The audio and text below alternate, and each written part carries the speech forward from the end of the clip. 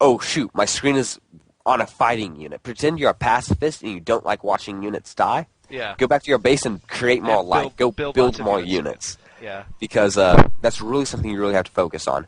Hotkey Nexus, hotkey Hatchery, do something so you can just quickly double-click it on your keyboard, immediately get away from the action so you can focus on building a bigger army.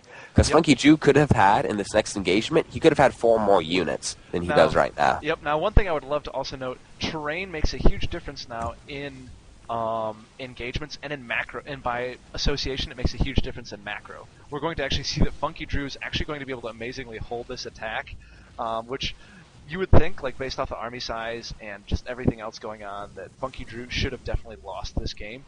But with the consequence of terrain, the fact that he had the high ground, a better concave, as we were talking about, he was able to do a better job. Now, Atonement then played that badly, and he was not able to win that engagement. He's actually going to end up losing this game because of that. Because of that, yep. We even see Funky Drew going for the Secret Squirrel Manor Void Ray Stargate over here next to the natural. I love that. I laugh so hard when I see that every time.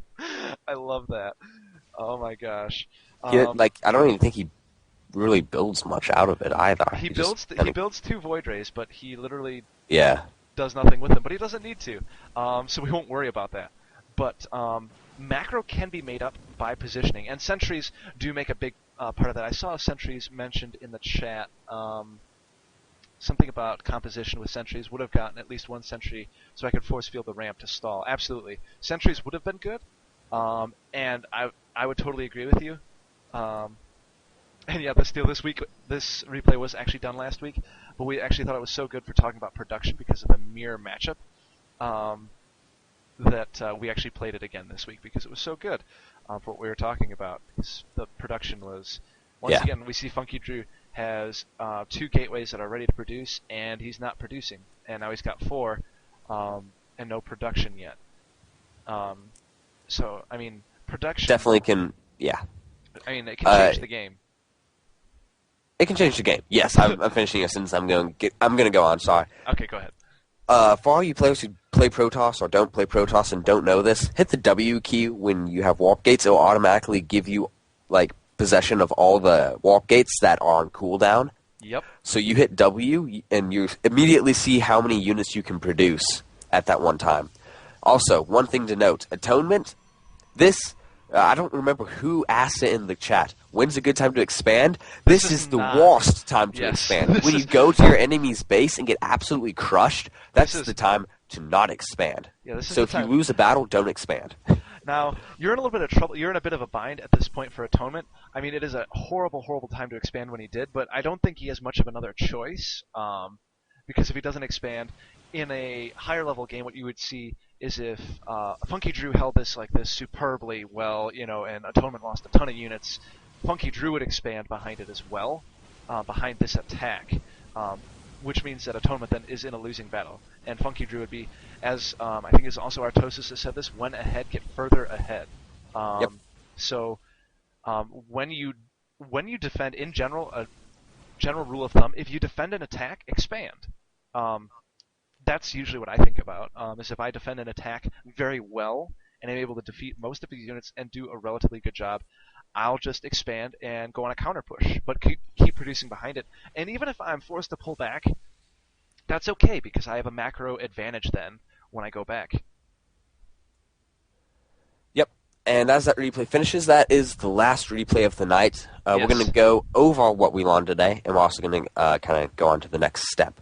But one little tidbit of information, at bronze level player, or when, let's say bronze to gold, when micro doesn't really matter.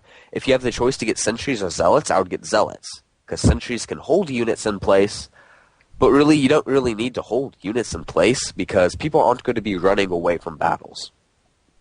And zealots just do so much more damage. So, as you saw in that game, like, the zealots just tore through everything, because the force fields weren't used. And, just a question in the chat, should Blue bring his probe back to his main or just leave it there? An extra probe would be giving Funky at least 40 extra minerals a minute, correct? Yes, you're right, 40 to 45 minerals a minute is the exact amount he would make. Yep. Now the thing about that is, oh, go ahead.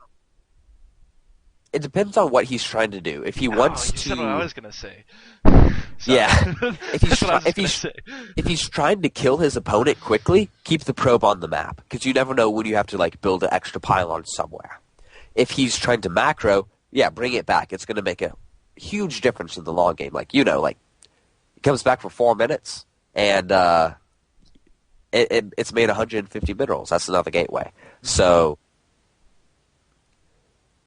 I don't think it's that big of a deal. If you can't focus on production, I wouldn't focus on the probe. Like, it's not that much. It's not that big of a deal. One probe out of 30 will not make a difference. One probe out of 10, yes. Yes. Like, if you like got rushed or something and you have a probe out on the map, bring it back quick. Yes. Bring it back. Keep your probes alive. That's rush tactic. Rush defense tactic number 1. Keep your probes alive. Or keep your workers alive. Secret Squirrel Tactic 1, keep workers alive. Step 2, profit. Step 3, build something to stop rush, which we'll talk about. Step 4, win. Yeah, step 4, win and laugh at your pitiful opponent's cheese. All right. But at this point, I think it'd be a good time. Did you have anything else? Oh, I guess we should review. Who am I kidding?